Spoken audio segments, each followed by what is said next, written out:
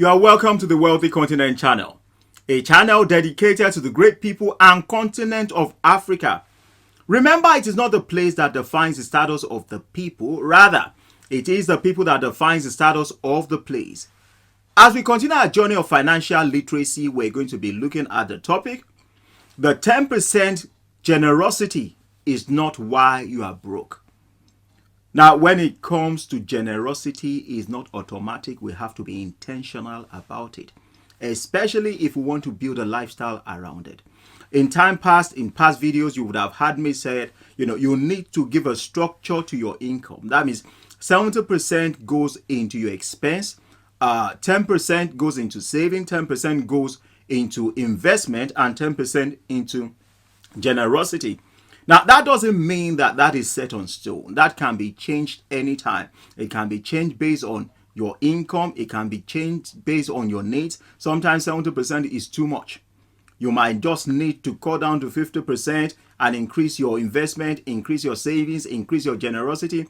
So it's different for each person. But as a start, you can always use that, as a template for you to start your journey of financial comfortability.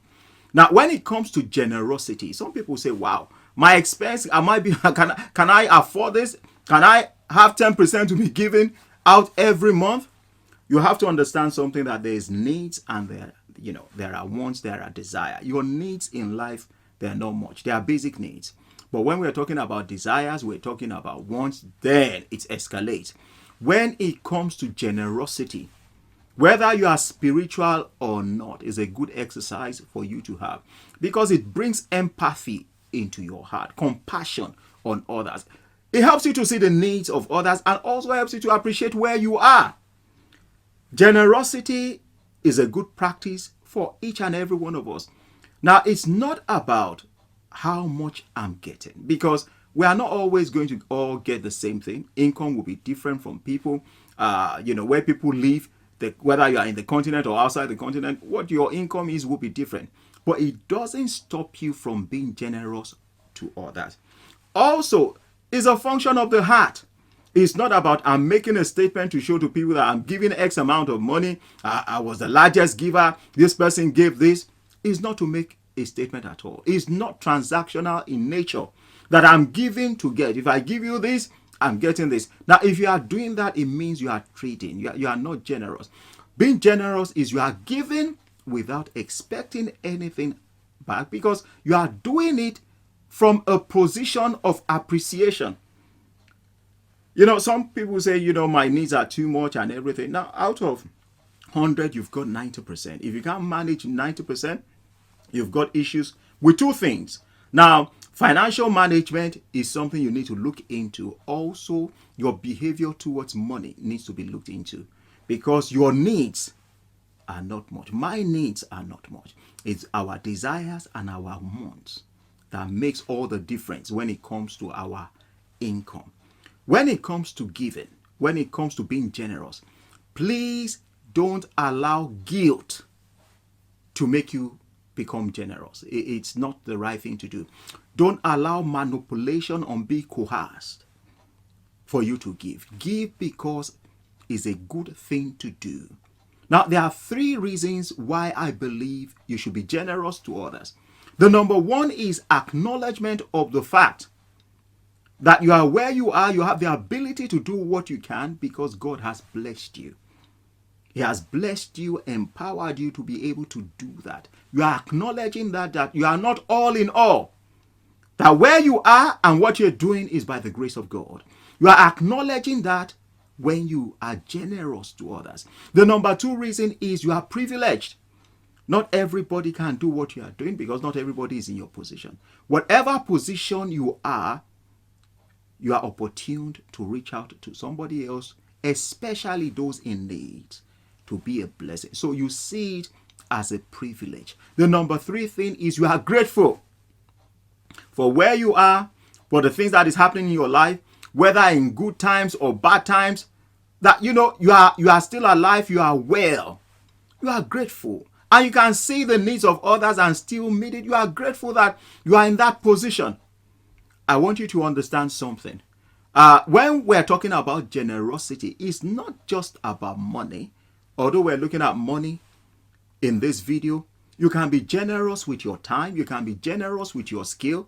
You can be generous with your counsel. You can be generous, with your goods. You can give material things. You can be generous just being there with your time. You can be generous with your energy. There are so many ways to be generous to people. Well, we are talking about finance, in this video. So it's not limited to money.